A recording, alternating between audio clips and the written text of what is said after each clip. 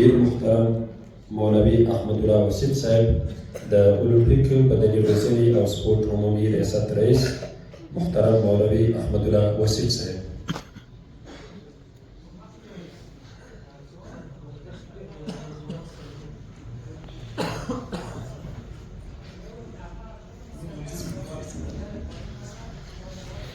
وكفى الصلاة والسلام على عباده الذين اصطفى وبعد أعوذ بالله من الشيطان الرجيم بسم الله الرحمن الرحيم.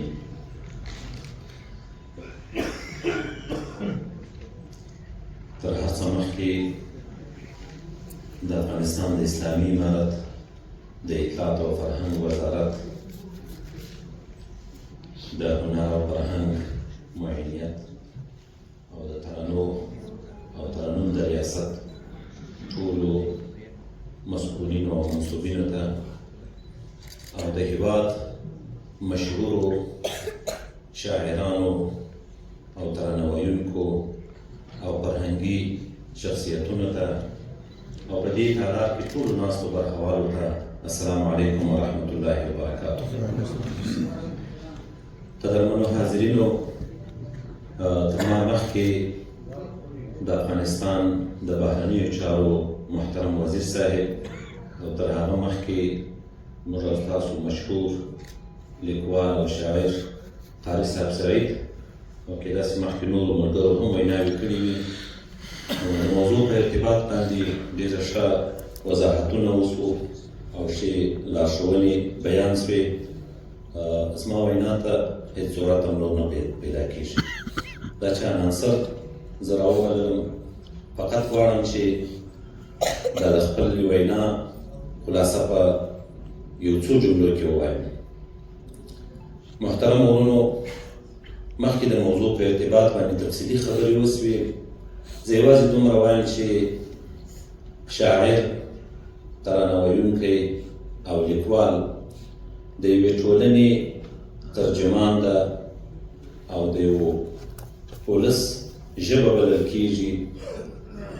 د یوې ټولنې او د ولس د خلکو د دردونو ترجمان ده. د ولس د خلکو ډېرې سترګې او ډېر امیدونه شاعر او ترانه خان ته اړوي. لکه مخکې چې په دې برخه کې مشرانو وویل، دا د دعوت او د تبلیغ یوه داسې وسیله ده چې تر هر څه نورو تبلیغاتي وسایلو همدغې وسیلې ته د ډېرو خلکو لاسرسی شته. شعر او ترانه یو دغسې وسیله ده چې پر مټ یې د ولس هر طبع، هر وګړی، د هر سمت او د هر قشر خلک لاسرسی ورته لري. مردانه، زنانه، ماشومان، سپین ږیري، دوکانداران، موټر چلوونکي، د دغو ټولو لاسرسی ورته شته. په یوه نه یوه حالت کې ترانه اوري او شعر اوري. د دعوت او د ارشاد د هغوی ځان ته مقام ده، د یو عالم د خبرو ځان ته مقام ده چې په منبر باندې وینا کوي، خبرې کوي او یا یې وینا ثبت شوې وي، خلک یې اوري. په دوامداره توګه باندې خلک هغه نه اوري. له یو ځل اورېدلو، دوه ځله اورېدلو وروسته خسته کېږي.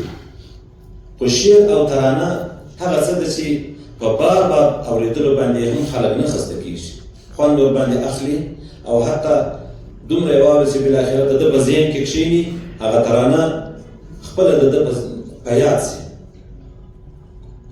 نو له دې دا څرګندېږي چې د شاعر او د ترانه ویونکي ډېر دروند مسؤلیت ده. زموږ او ستاسو په وطن کې نږدې 20 کاله اشغال تېر سو. امریکایانو او نورو اشغالګرو زموږ ګران هېواد اشغال کړی و. په دې 20 کلنه دوره کې ډېر دردونه پېښ شول. موږ او تاسو شهادتونه ورکړل، زخمیان هم درلودل، هجرتونه هم درلودل، له خپلو کورو او ټاټوبو څخه خلک درپدره سول. بلا مشکلات او زحمتونه وو. اوس د دغو ټولو دردونو او زحمتونو رابرسېره کول، نورو نسلونو ته وړاندې کول، خپل هېوادوال او نور دنیاوال په دې باندې پوه کول، لکه څنګه چې د نورو فرهنګي شخصیتونو مسؤلیت ده د شاعر او ترانه ویونکي ډېر دروند مسؤلیت ده. موږ او تاسو باید اوس د هغه شهید ورور چې د دې نظام په راوستلو کې خپله دنګه ځواني قربان کړه، خپلې وینې توی کړې، خپلې وینې نذرانه کړې، د هغه شهید ارمان به اوس موږ په خپلو اشعارو کې را څرګندوو، په خپلو ترانو کې به بیانوو چې د څه دپاره یې قرباني ورکړه، د کوم هدف دپاره یې قرباني ورکړه. موږ او تاسو به د هغې شهیدې خور یا شهیدې مور چې د امریکایي اشغال په وحشانه بمبارونو کې په شهادت باندې رسېدلې ده، د هغې ارمانونه، د هغې دردونه په خپل شعر او په خپله ترانه کې منعکسوو، خلکو ته به رسوو چې دا نظام درته مخکې چې متقي صاحب وویل دا موږ ته چا په خواست باندې نه ده راکړی، په زاریو باندې نه ده راکړی، په همدې باندې موږ په لکونو شهیدان ورکړي دي، زخمیان سوي دي، دربدره سوي یو، هجرت ته مجبوره سوي یو. اوس باید هغه ګټه چې موږ د دې نظام لپاره ورکوله هغه باید اوس په خپل شعر او په خپله ترانه کې منعکس کړو، خلکو ته ورسوو. نو په خلاصه توګه وایم چې شاعر او ترانه ویونکی زموږ د دې خلکو ترجمان ده، زموږ د خلکو د دردونو او د څلوکو د مشکلاتو د دې ترجمان ده. په خپل شعر او ترانه کې باید هر څه باید رابرسېره اوس. زما همدغه پیغام و او په پای کې د اطلاعات او فرهنګ وزارت په ځانګړې توګه د هنر او فرهنګ مدیریت محترم عزیزي صاحب او د ترانو د ریاست مسؤلینو څخه یو دنیا مننه کوم چې دغسې یو ښه ابتکار یې وکړئ او دغه سلسله یې جاري وساتله. تېر کال هم شاعران او ترانه ویونکي ورونه راجمع شول، دلته خپلې څرګندونې وکړې، شعرونه یې وویل، ترانې یې وویل او دوی تفدید شول. دغه سلسله که جاري وساتل سي په یو کال کې نه بلکې تر هغه دې په لنډه موده کې وسي، په 6 میاشتو کې وسي، په 2 میاشتو کې دې دغسې ناستې وسي، ځکه چې دغه ناستې ګټه کوي، بېرته د ورونو احساسات را تازه کېږي، جذبې تازه کېږي. شاعر او ترانه ویونکی دغه شي ته ضرورت لري او تر یو هڅه ته بې هڅوې هم، تقدیروې به هم، تشویقوې به هم، شعر ته بې غوږ نه سې، ترانې ته بې غوږ نه سې. که ته ترانې او شعر ته غوږ ونه نیسې دی نه تشویقېږي. نو له دې څخه یو جهان مننه کوم. او په اخر کې چونکې مخکې درویش صاحب خبرې کولې، زما ذهن ته یوه خاطره راغله، کېدای شي د دې مقام سره به مناسبه وي ځکه ټول ترانه ویونکي ورونه دي او شاعران ورونه دي. یوه د خپل د زندان د وخت خاطره مې ده چې ډېره برخه په درویش صاحب پورې اړه لري، زه دلته شریکوم. ښه د خاطراتو یوه لړۍ به هم شي.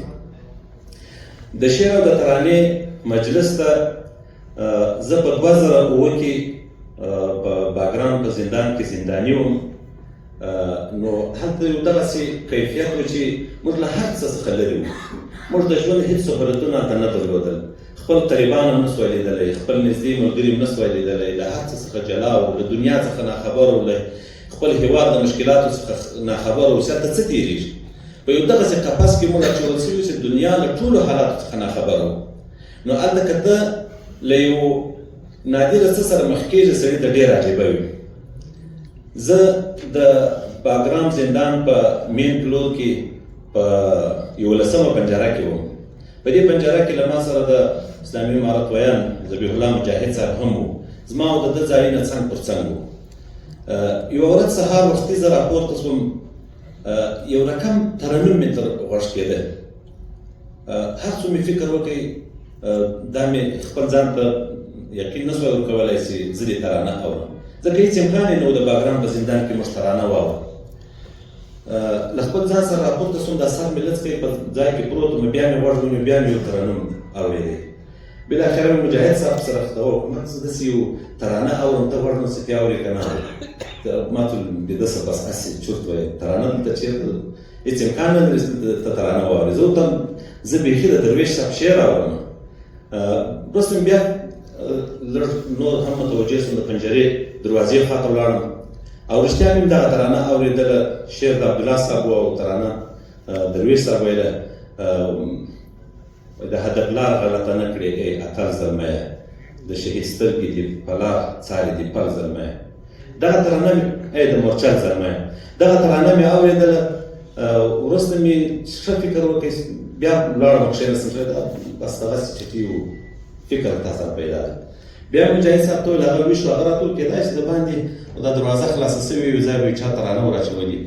ډېر وروسته متوجه شوم هلته لرې زموږ څخه په درېیمه په 14مې پنجرې مخته یو امریکایي عسکر ناست و، له هغه ځای څخه دغه اواز راپورته کېدی. ما په درېیم لاس باندې خبر ورکړی، هغه عسکر مې راوغوښتی، ورته مې وویل ما زه داسې یو غږ اورم، دا څنګه دغه؟ هغه راته وویل دا یو ترانه ما چالانه کړې وه، یعنې درېیمه پنجره لرې. نو وروسته ما ورته وویل ولې دا تا څنګه چالانه کړې؟ بس زه اورم، دا ترانه ما ته خوند راکوي، زما په کمپیوټر کې ځینې ویډیوګانې راسره دي، ځینې ترانې راسره دي، بس دا کله کله زه اورم. نو زما لپاره ډېره جالبه خاطره وه. بیا دا عنوان هم ما ورکړی و درویش په باګرام کې، یو لیکنه مې وخت کړې وه. خلک ډېر تشویش هم کړي چې درویش خو هېڅ بندي سوی نه دی، درویش صاحب خو په باګرام کې نه و. دا خپله خاطره مې ورته لیکلې وه. نو تر دې دا شو چې ترانه او شعر د خلکو په زړونو باندې اثر کوي. زموږ خپل خواخوږي، خپل وروڼه دا خو بیخي اوري، حتی د دښمنانو پر زړونو باندې تاثیر کوي. هغه یو امریکایي عسکر و، د ترنم څخه متاثر و. سره کېدای شي دی به په معنا باندې هم نه پوهېدی، کېدای به نه پوهېدی چې دا خو زموږ په خلاف باندې ویل سوي ده، دغه مجاهدین بیرته راته روزي، یو اتل و بیرته روزي راته ما په مقابل کې بیا جنګېږي. خو بیا د ترنم تاثیر و. نو په خلاصه توګه ویلی شم چې د ترنم اثر ډېر شته، په زړونو باندې اثر کوي. که موږ او تاسو وغواړو چې د خپل هېوادوالو ذهنیت جوړ کړو، د خپلو خلکو ذهن سازي وکړو، نو د ترانې له لارې او د شعر له لارې دغه هدف ته موږ ډېر ښه رسېدلی شو. وما ذلک علی الله بعزیز.